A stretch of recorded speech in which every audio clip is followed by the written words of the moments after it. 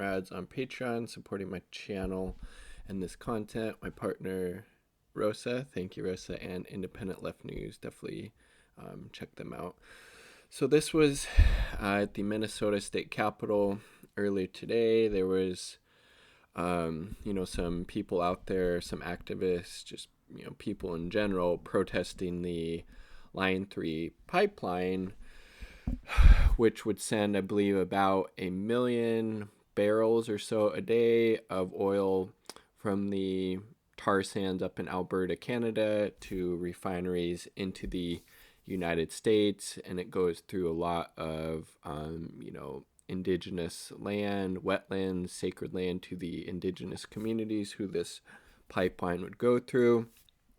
Obviously, for wanting to address climate change in any type of substantive way, building more pipelines, a pipeline in this case that would literally be transporting oil, the dirtiest oil in the world, the most environmentally destructive oil in the world, from the tar sands in Alberta to the United States.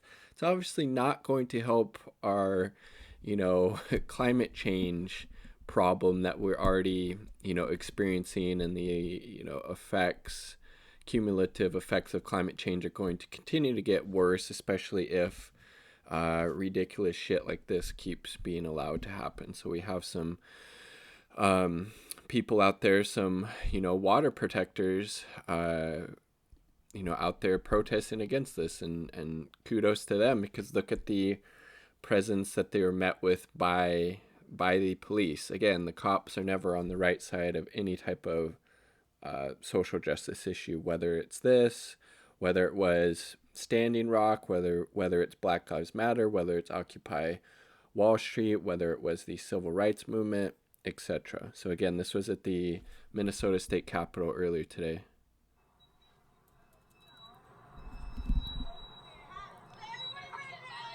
And there's, you see the TP there. That's awesome.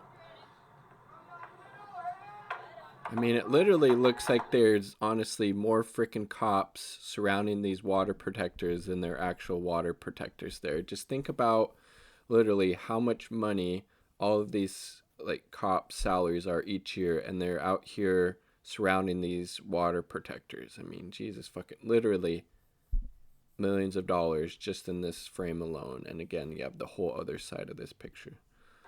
This is the Minnesota State Patrol.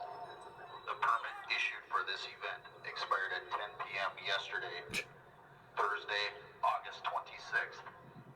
In order to prepare for future permitted events, you need to leave the cordoned-off area immediately. So even though there's no events going on, they need to leave to prepare for future events? Like, that makes no fucking sense.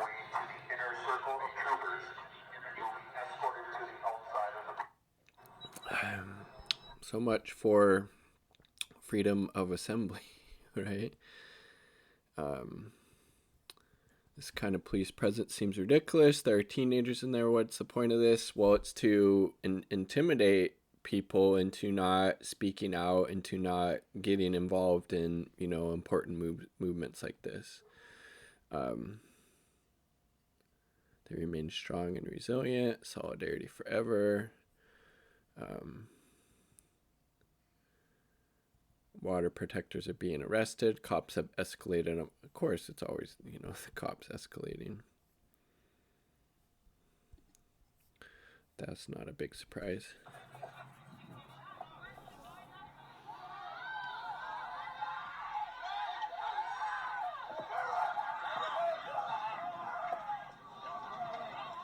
Cops just looking to dish out violence on people per usual.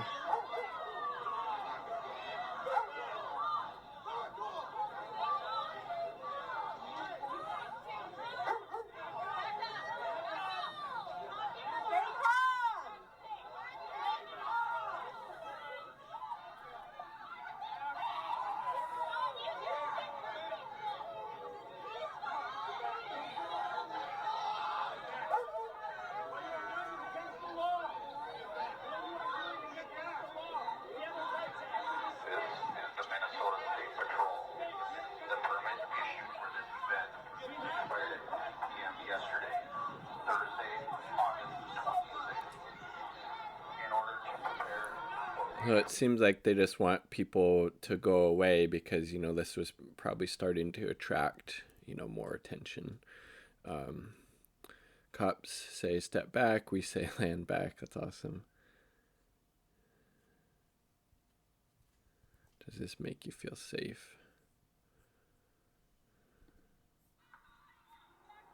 I mean, doesn't make me feel safe, that's for sure.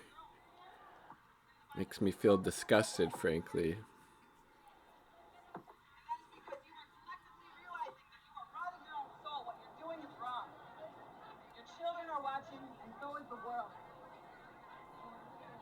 Look at that, just ready to dish out violence to these water protectors. How disgusting. Get a real fucking job. Cops are standing down, that's cool. Shout out to all the amazing water protectors and land defenders that showed up, held it down, and put their bodies on the line. Um, Damn, that's awesome.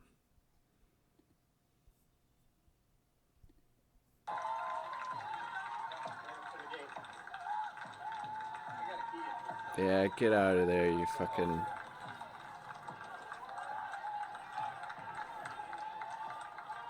Peace out. See you later. Well, actually, hopefully never see you again, actually.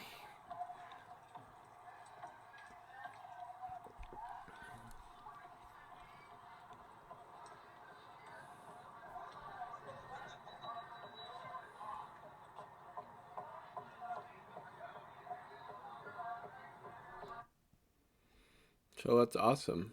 I'm assuming that tweet was, this was a later one, right? Let's see. Yeah, that's awesome. And then so a little bit more background about actually what this line 3 is. This is from stopline3.org. What is Line 3? It's a proposed pipeline expansion to bring nearly 1 million barrels of tar sands per day from Alberta, Canada to Superior, Wisconsin. It was proposed in 2014 by Enbridge, a Canadian pipeline company responsible for the largest inland oil spill in the U.S. Enbridge seeks to build a new pipeline corridor through untouched wetlands and the treaty territories of Anishinaabe peoples through the Mississippi River headwaters to the shore of Lake Superior. Yeah, so you can see why these people are called water protectors, because this line 3 would be hugely disastrous to this untouched wetlands, the Mississippi fucking River, Lake Superior, all, you know, very important bodies of water. All pipeline spill. Line 3 isn't about safe transportation of certain products, about expansion of a dying tar sands industry. Again, climate change is an existential crisis. This would inherently exacerbate that crisis. So just from that standpoint alone, it should be opposed. Not to mention that it's going through these indigenous territories who they don't want it going through there, obviously. Yeah. We need to decommission the old Line 3 and justly transition to a renewable, sustainable economy, for sure. Line 3 would violate treaty rights of the Anishinaabe peoples and nations in its path. Wild rice is a centerpiece of Anishinaabe culture. It grows in numerous watersheds. Line 3 seeks to cross. It's well past time to end the legacy of theft from the destruction of indigenous peoples into territories. I believe that's Winona Duke, right? Keep educating, organizing, and advocating for Stop Line 3 and build the environment we want. Yep. And then just some visual pictures of what this actually looks like. So this is from National Geographic. This is the world's most destructive oil operation, and it's growing.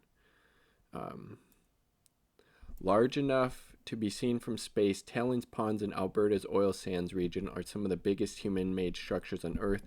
They contain a toxic slurry of heavy metals and hydrocarbons from the bitumen separation process. I mean, just look at that. And just imagine what the landscape would look like without that. A lot freaking better.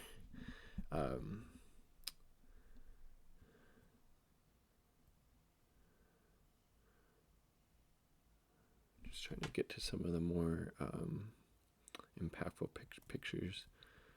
What is that?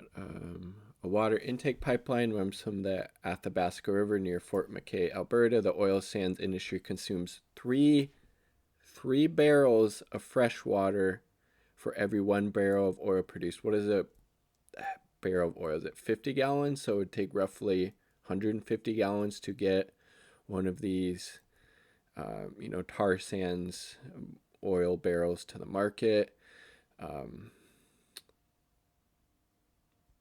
Tar sands pump out 2.6 million barrels a day. Look at this. Swath of boreal forest is stripped away to reveal the bitumen-laced ground at the Fort Hills Suncor oil sand site near Fort McKay, Alberta. The area will soon become a gaping strip mine as the bitumen is trucked away for processing into petroleum products. So, I mean, just look at that. From forest to environmental disaster in a few short but very destructive steps. And this is a tailings pond seen from above, and these are just full of very, very toxic and nasty chemicals, obviously very detrimental to human and animal and plant health as well. Let's see. Air pollution, including acid rain, also plagues the remote region. One study found that acid rain would eventually damage an area almost the size of Germany. And there, hunts for ducks.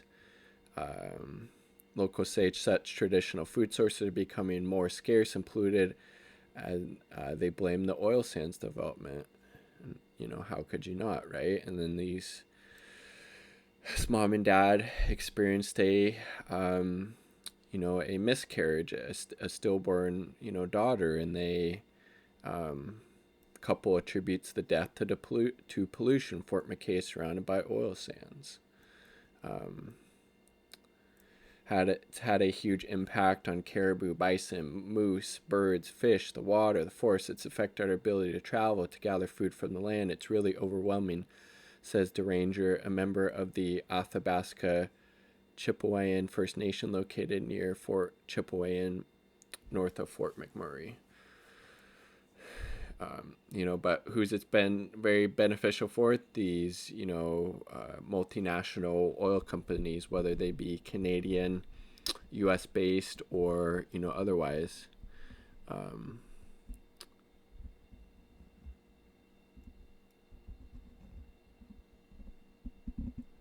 Now the fish in this river now considered too polluted. I mean, just the level of environmental destruction is pretty unreal. It's really messed up.